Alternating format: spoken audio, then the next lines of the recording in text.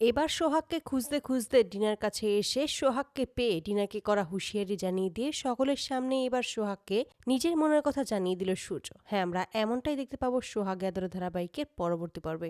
সূর্য কোনোভাবেই যখন কোথাও থেকে সোহাগের খোঁজ পায় না, ঠিক সেই মুহূর্তে পাগল হয়ে যায়। সে কি করবে, কিভাবে সোহাগকে খুঁজে বের করবে, এমনটাই বারবার ভাবতে থাকে। তখনই বিবেক বলতে থাকে যে তুই এখনো কি বলবি তোর এই পাগলামিগুলো, শুধু শুধু তুই শুধুমাত্র একটা অচেনা ব্যক্তির জন্য হলো এরকম পাগলামি করতি। তখনই সূর্য বিবেককে বলে তুই কি বলতে চাইছিস। তখনই বিবেক বলেছে আমি শুধুমাত্র এটাই তোকে বোঝাতে চাইছি যে আসলে তুই সত্যি সোহাগকে ভালোবেসে ফেলেছিস, কিন্তু এটা তুই নিজে স্বীকার করছিস না। সূর্য তখন বলে তুই এই সমস্ত ভুল কিছু বলিস না। আমি সত্যি অন্য কোনো মানুষ হলেও এতটাই চিন্তা করতাম, তার জন্য এতটাই দুশ্চিন্তায় থাকতাম এবং ওকে ছুটে বেড়াতাম, খুঁজে বেড়াতাম, যতক্ষণ অব্দি খুঁজে পেতাম ততক্ষণ অব্দি খুঁজেই যেতাম।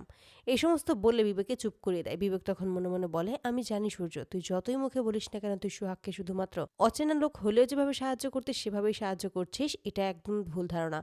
এটা তুই একদম করছিস না। তুই মনে মনে যে সত্যি সোহাগকে ভালোবেসে ফেলেছিস এটা তুই বুঝতেও পারছিস না। ঠিক তখনই বিবেক বলে উঠেছে আসলে সোহাগের সাথে কার এরকম শত্রুতা থাকতে পারে সেটা আমাকে একবার বলতো। ঠিক তখনই হঠাৎ করেই ডিনার কথা মাথায় আসে সূর্য। ঠিক তখনই সূর্য জানায় ডিনার কথা, যে ডিনা ওকে একদম সহ্য করতে পারে না ওই বিয়ের পর থেকে। ওখানে যে সোহাগের কোনো দোষ নেই এটা আমি ওকে বারবার বোঝানোর চেষ্টা করেছি, কিন্তু ও শুধু সোহাগকেই দোষ দিয়ে যায়। আমার মনে হচ্ছে ও কিছু একটা করতে পারে। তখনই বিবেক বলে একদম ঠিক বলেছিস, ওই ডিনা মেয়েটাকে আগে থেকেই আমার পছন্দ নয়, নিশ্চয়ই ওই কিছু করেছে। ওকে চেপে ধরলেই সমস্ত কিছু বের হয়ে যাবে।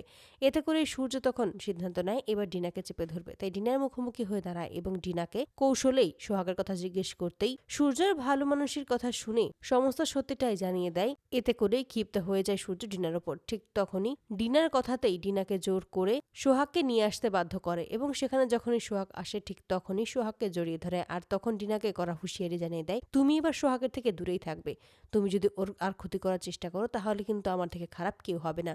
ঠিক তখনই দেখা যায় সূর্যের বাবা আর রূপা সেখানে চলে আসে। তারা তখন এসে বলে যে সত্যি এবার সোহাগকে পাওয়া গেছে। সূর্য তখন এই সমস্ত কথা শুনে ক্ষিপ্ত হয়ে যায় এবং সবাইকেই সাবধান করে দেয় যেন পরবর্তীতে সোহাগের সাথে এমন কোনো আচরণ না করা হয়, তাহলে কিন্তু সূর্য কাউকে ছেড়ে দেবে না। এতে করে রূপা খুবই ভয় পেয়ে যায়। তো বন্ধুরা, তোমরা কি চাও যেন এবার এভাবেই সোহাগকে খুঁজে পেয়ে রিনাকে করা হুঁশিয়ারি জানিয়ে দিয়ে যেন সকলের সামনে সোহাগকে নিজের মনের কথা জানিয়ে দেয় সূর্য? অবশ্যই তোমরা তোমাদের মতামত কমেন্টে জানাতে ভুলো না। ধন্যবাদ।